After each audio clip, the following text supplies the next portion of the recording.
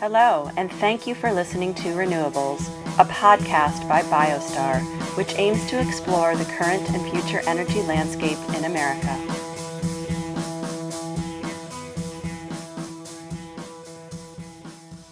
Hey everybody, welcome back to Renewables. Thank you for tuning in, and thank you to everyone who has subscribed on whatever podcast platform you choose. We really appreciate it. We're seeing a steady increase in subscribers and views, and we really appreciate you subscribing to the podcast and sharing with your friends and other folks in the industry.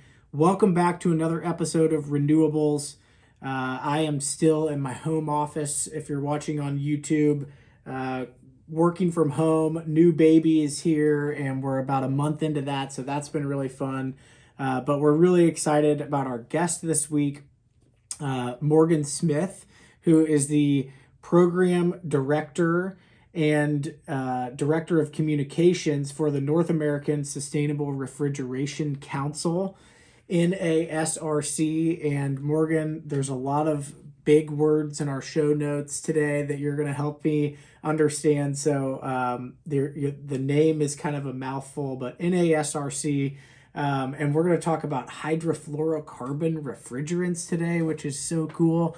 And we're going to geek out about super pollutants and all the good work that you all are doing to create a more sustainable Earth.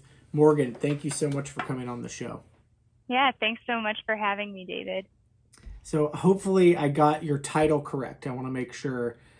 Program director and was it Program communications and director? Yeah, we Great. like to have long names here, long organization names, long titles. Sure, no worries. So just to kick us off, I kind of want to tell our listeners and viewers about your personal journey and your career and how you ended up at the NASRC and your current role. Yeah, so my background is in sustainability. And I actually, prior to this role, I came from a forest conservation background, so totally different area. And I came to work in this field after I learned about the tremendous impact that refrigerants are having on the climate. Particularly after I learned that the topic was named the #1 global climate solution by Project Drawdown in 2017, I was like, okay, I have to learn more about this. Wow. And so that's kind of how I went down this rabbit hole of refrigerants. My approach to sustainability has really always been about finding solutions to align sustainability with the goals of individuals or the goals of businesses, because I believe that that's the best way we can get there. And so when I learned about the NASRC's approach to make these ultra climate friendly refrigerants a very strong choice from a business perspective, I felt really compelled to get involved. And now I've been here for 3 years, and our mission is just as important to me as ever. That's great. Well, no matter where you fall on the political spectrum or on the spectrum of climate change, we can all agree that we have a lot of work cut out for us, and it's a huge it's going to take a lot more than any one solution to really make the dent that we think we need to make. And so I was fascinated to learn about your all's mission. I had not was totally naive to refrigerants and some of the issues with the vast majority of refrigerants. And just for our viewers and listeners, keeping it kind of high level for now anyways, think supermarkets, right? Think big coolers, big, aisles of refrigerated, cases full of food. And so tell us a little bit about kind of the problem and how the NASRC, is aiming to solve it. But let's start with hydrofluorocarbon, HFC refrigerants. Tell us about the problem and tell us what a super pollutant is. Yeah, so we can start with something really familiar, the grocery store, right? So when you walk into a grocery store, you see, a lineup of refrigerated cases. So it's got your beer, your ice cream, frozen veggies, all that stuff. And what you don't see is all of the piping that's carrying refrigerant throughout the store to actually cool those cases. In an average grocery store, there's going to be hundreds of miles of piping. So it's a huge system. And most people don't know that really the refrigerants that we commonly use today, hydrofluorocarbon refrigerants or HFC refrigerants, are super climate pollutants. And so what I mean by that is they trap a tremendous amount of heat in the atmosphere. So if you compare a pound of HFCs to a pound of carbon dioxide, which is kind of the greenhouse gas that we often are talking about, HFCs are going to trap thousands of times more heat in the atmosphere than the same amount of carbon dioxide. Wow. Making this even more complicated, they're also the fastest growing source of greenhouse gas emissions globally. And so all of this combined has led scientists to estimate that HFCs could contribute up to 0.5 degree of warming by the end of the century. And that's really significant because scientists have also said that the kind of catastrophic tipping point is about 1.5 degrees Celsius. Yeah. So a third, basically, of that could come from this one source. Yep. Yeah, and the history of how we got here is interesting because this isn't actually the first time we've been in this situation. So, HFCs, the reason we use them and they're so widely used is because they were actually developed as an alternative to chlorofluorocarbon refrigerants or CFCs. And so that was back in the day when we learned that CFCs were destroying the ozone layer. We kind of scrambled and said, okay, we need something that doesn't deplete the ozone layer here. And that's how HFCs came to be. At the time, we didn't know that, they were also extremely potent greenhouse gases. So essentially what we ended up doing is we traded one environmental disaster for another. But we've been through this before. So this isn't the first time we've been here. Yeah, that's super interesting. And so let's dive a little further into the supermarkets. From my limited knowledge about this, learning about your organization, I think we connected sometime last year. Last year was kind of a blur. Let's be honest, but and I was able to learn more about what you all do. And correct me if I misstate anything, but it's fairly expensive to retrofit or convert these systems, and so creating sort of the right incentive structure for people to do that. Of course, I think you and I believe the climate is a good incentive to do that. But at the end of the day, these are businesses and they have to make money in order to stay in business. So talk a little bit about kind of dig more into supermarkets, because I think you mentioned that's sort of the most impactful place that you can make change right now anyways. And so dig into that a little bit further. Yeah, absolutely. So grocery stores are sort of a low-hanging fruit here when we're talking about getting rid of HFCs. That doesn't mean that it's easy, but what I mean by that is basically all supermarket refrigeration systems leak. So this is going back to what I said about having hundreds of miles of piping in every store. That's a lot of room for leaks. And so the average supermarket leaks about 25% of their refrigerant on an annual basis. Wow. And to put things in perspective, the average supermarket also has somewhere between around 3,000 to 5,000 pounds of refrigerant. And so if you look at all of the roughly 38,000 supermarkets across the United States, just refrigerant leaks, the emissions from those leaks are roughly equal to around 150 billion pounds of CO2 equivalent emissions. So to put that in perspective, that's about the emissions from burning 76 billion pounds of coal. So it's a huge, huge topic that we're talking about here. And there is a solution. There are a couple of solutions here, but a lot of folks would first point to, well, can't we just stop the leaks, right? So these refrigerants wouldn't be an issue if they weren't getting into the atmosphere. But I can tell you that no supermarket wants to be leaking, because leaking is expensive.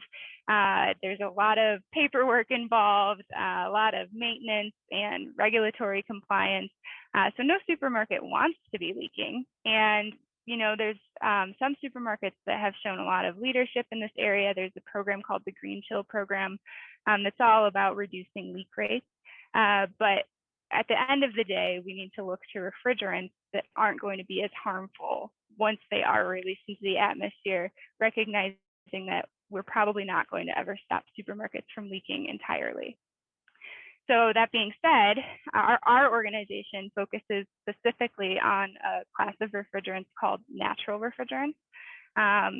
So these are kind of the original refrigerants. They're defined as naturally occurring and they can't be patented. The three that we focus on are ammonia, propane, and CO2. And they have zero or near zero global warming potential, which is just a measure of how much heat they trap in the atmosphere. And just for everybody's reference here, it can be confusing to hear that CO2 is one of the things we would consider like a climate-friendly refrigerant, right? So we're talking about greenhouse gas emissions here, but the problem with CO2 as a greenhouse gas is the incredible amount that's emitted every year. So the quantity of CO2 emissions is really the issue. But when we look at the actual warming potential, HFCs just blow CO2 out of the park. And so the amount of CO2 that would be leaked from a supermarket refrigeration system is extremely negligible, especially when you compare to what we've got going on right now. Now, these are a great solution. The problem is that they're still kind of considered, even though these refrigerants have a long history of use, a new technology to some extent. And so there's a lot of those classic market barriers that you have with any sort of emerging technology. So like you mentioned, high upfront costs is probably the biggest thing here. And this is especially true in existing facilities, which is obviously where the majority of the emissions reduction potential is, because that's where we have this existing stock of HFC refrigerants. And the problem with natural refrigerants is that they can't be dropped in. So we would say they're not a drop-in solution, which means it requires a full system replacement, which is extremely costly and logistically challenging for grocers. Sure.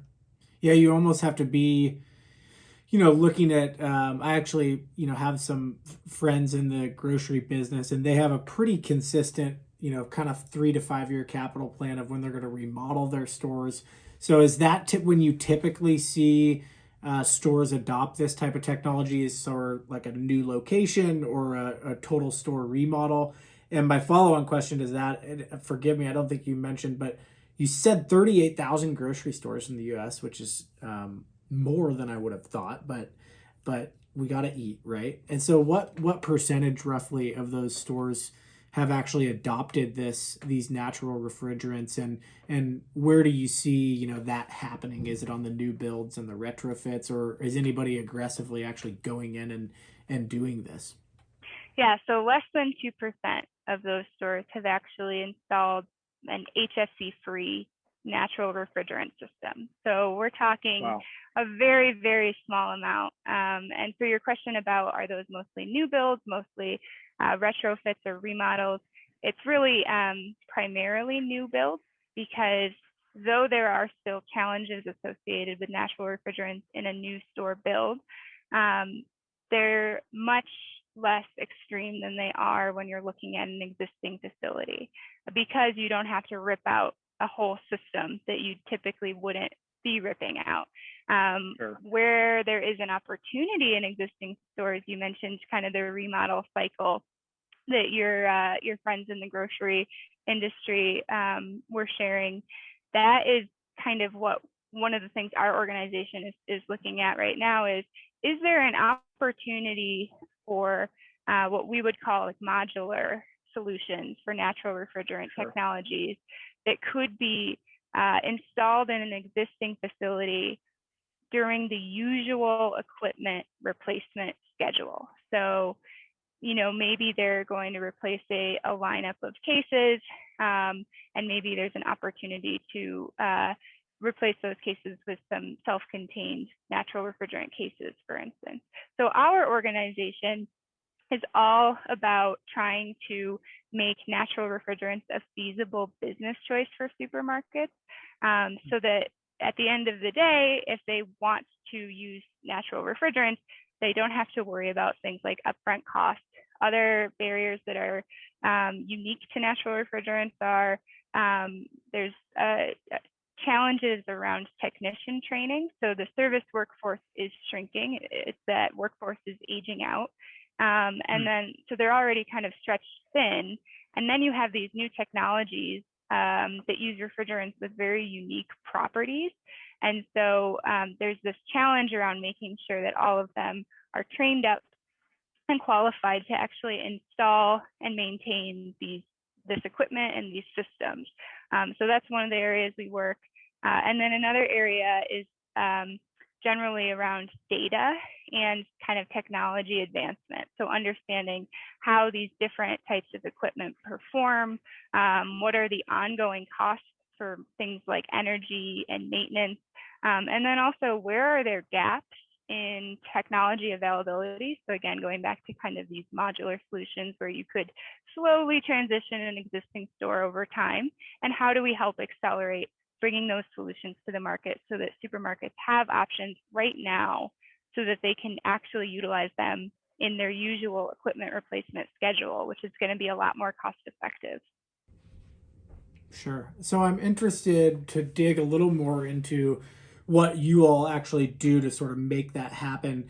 And my first question is, are there subsidies available out there, state level, federal level, and do you help procure those subsidies, or do you provide subsidies for these types of projects?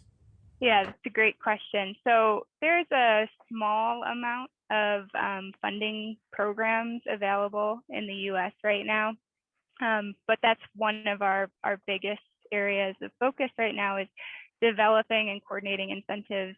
And it's an area where we've made quite a bit of progress in the last year. So last year, we actually did coordinate our own incentive program where we kind of piloted this concept of helping supermarkets take advantage of, in particular, a state level incentive program that was going on in California at the time, and looking for opportunities to bring in other sources of funding support so that you could kind of create a compelling package of funding that's enough to offset some of those upfront cost premiums when you're comparing it to an HFC-based refrigeration system.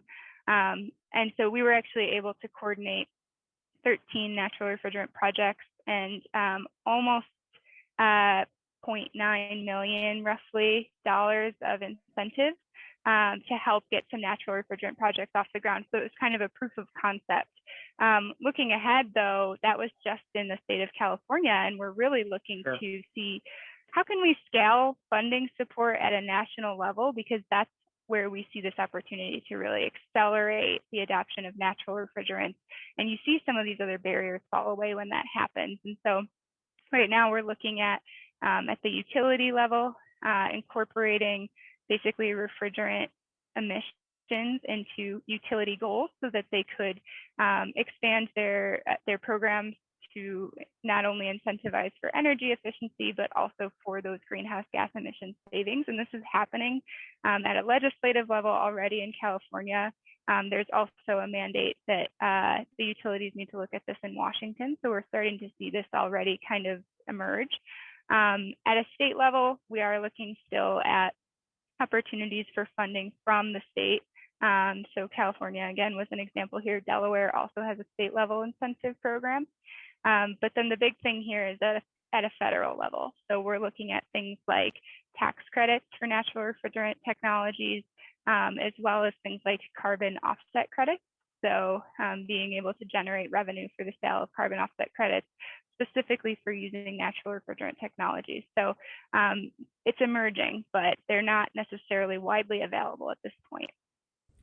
Sure. Well, it's fascinating because there's so many of these credit markets, kind of state level, some federal level, emerging, and considering um, just how much global warming potential and, frankly, how bad for the environment these refrigerants are. I can imagine a day where those credits are extremely valuable because of the impact, that you're having, the impact that you're making by adopting these natural refrigerants. So it's really fascinating, and congratulations on the nearly $1 million deployed across 13 projects. That sounds like a really great, first step. And I'm curious, just trying to understand the cost, for retail grocers out there.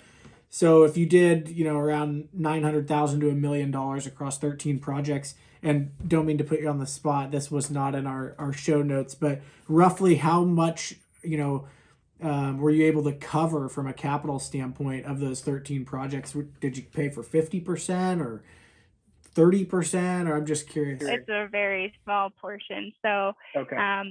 the way that the California incentive program worked, which really was the bulk of the incentives we were able to coordinate for this program, they gave up to $50,000 for a new store build, and a cost premium for a natural refrigerant system in a new store. It really ranges depending on the system, but we've seen anywhere from like $50,000 to $100,000 cost premium. So for those instances, the cost premium is to some extent covered. You're almost looking closer to the cost of an HFC system. Not quite there, but for existing stores, they offered up to $150,000 in incentive money per store. And for an existing store remodel, again, this is going to vary significantly, but a lot of the numbers I've seen are anywhere from like $1 million to $2.5 million to do a system replacement in a grocery store that is already there. Yeah, I can imagine. I mean, it sounds very labor intensive. I've been a part of some energy services projects where we've had to go in and tear out existing plumbing in schools, and you rip up the hallways. And so just kind of applying that to a grocery store and imagining, what it takes to retrofit, if you will, that system. I'm sure it's quite labor intensive. And so it'd be really interesting to track, both your organization and others who are out there working on this kind of from a legislative standpoint and really from a business case standpoint. I'm curious, you mentioned a lack of service jobs, which I think is really interesting. And I just wanted to spend a minute on, because I think we're sort of feeling that in a lot of different industries. I know they're feeling it in the real estate industry. I even think in the grocery business, not in the grocery business, but I think it's safe to say that that's an industry who's feeling. So talk to me about how your organization sort of helps promote these service jobs, because my understanding is they can be really well paid, and if you can find a niche, and this sounds like a pretty neat niche, you can bring a lot of value. So talk to me about how the NASRC helps from that standpoint. Yeah, absolutely. So we're looking at this from a couple of different angles, because there's a number of different factors that play into this challenge that we call service readiness, which is really making sure that the service workforce is ready for these technologies. And so we've seen in other countries where there has been a spike in natural refrigerant technology adoption. So places like Europe and Asia, these technologies are starting to become a little bit more of the norm. And we've seen that service is sort of this lagging challenge in many cases, where it almost can be a bottleneck, because if you're not prepared in advance for the demand, then you have to catch up and make sure that the training resources and opportunities are there for the technicians once their customers are ready to actually start using these technologies. And so basically, if you don't have the demand for those technologies right now, what happens is these service technicians, they're stretched very thin right now, and it doesn't really make sense to invest in getting trained on a natural refrigerant technology if your customers aren't using them for two reasons. One, you just have limited bandwidth that you have to work with, but two, it doesn't make sense to get trained on a technology if you then can't apply that training within a time frame where you'll actually be able to remember it. So then without contractors demanding the training resources, there's some gaps in even just the resource availability. So basically what we're trying to do is leapfrog that issue and prevent service readiness from becoming a bottleneck once the demand for natural refrigerant technologies does start to increase. And so the main thing we're doing right now is trying to identify and fill training gaps. So an example is right now, natural refrigerants are not even included in the curriculum for HVAC&R, trade school, and community college programs. There's a couple that have kind of developed their own programs, but on a national scale, there's nothing that's available for them to just purchase and use in their classrooms. And so we're working with an organization called ESCO Group, and they're a national provider of curriculum for these programs. Plus a number of our members who are experts in CO2 in particular for this one, to develop a curriculum that can then be introduced into trade schools and community colleges so that basically at the end of the day, students have been exposed to these refrigerants the same way they're exposed to HFC refrigerants in school. And so when they enter the field, they're that much more prepared to go through a more in-depth training in CO2 or other natural refrigerants. We also have worked with other organizations to help fill gaps for folks once they're in the field. So sort of looking at the life cycle of a technician and figuring out where there's gaps so that we can fill them in advance. Yeah, it's fascinating. And I mean, it's really your story and the NASRC, everything you're doing is so interesting to me because you're really building the market, right? And so you're focused on how do we make sure we have trained, people who can respond to the demand? How do we create the demand? So I think all the different aspects from which you're attacking this problem, frankly, is just really impressive. And so kudos to your organization for all the good work you've done and the work you're continuing to do. I wanted to just really quickly, we've picked on supermarkets a lot. What else, who else are some other culprits? I'm envisioning, big cold storage facilities. But besides our friends that are operating supermarkets, which are of course really important because we all need good access to fresh, healthy food, who else are kind of the culprits that maybe I'm not thinking about? Yeah, well, actually, before we even jump into that, I should mention that all of the work we're doing is in partnership with the supermarket industry. So we have a membership network of over 130 industry stakeholders that represent over 38,000 food retail locations in the US, but also represent the equipment manufacturers, the service contractors, engineering firms, and they're all working together to make a positive change to help accelerate our mission, which is really to help advance these technologies and make them a good option for them. So though we haven't necessarily been moving as fast as, of course, you'd love to see from a climate perspective, the industry is really moving in the right direction. So you're right. I don't want to come across as picking on supermarkets because really the bulk of the industry is involved in all of this positive change that we're working on. And we're a really small staff, so we couldn't do it without their support. It's all kind of about working in partnership. Absolutely. To answer your question about other sectors that should be thinking about this, one of the reasons we say that the supermarket sector is sort of a low-hanging fruit here is because if you look to other sectors, there's just a totally different situation. So, for instance, industrial refrigeration, ammonia is already very heavily adopted, and CO2 is starting to rise in prevalency there. And the reason that ammonia has been able to scale in the industrial refrigeration sector much faster is because ammonia is an excellent refrigerant. So it's zero ozone depleting substance or ozone depleting potential, zero global warming potential, and it has excellent thermodynamic properties, which make it a really wonderful refrigerant. The reason that it hasn't been widely adopted in supermarkets is because it's toxic. And so for a while, there was a lot of, there was a perception of being a little bit nervous to have your customers walking around with a toxic refrigerant flowing through your store. Those technologies have advanced, and there are now ammonia supermarkets. And the way it works is the ammonia is up on the roof, so it's not even in the store.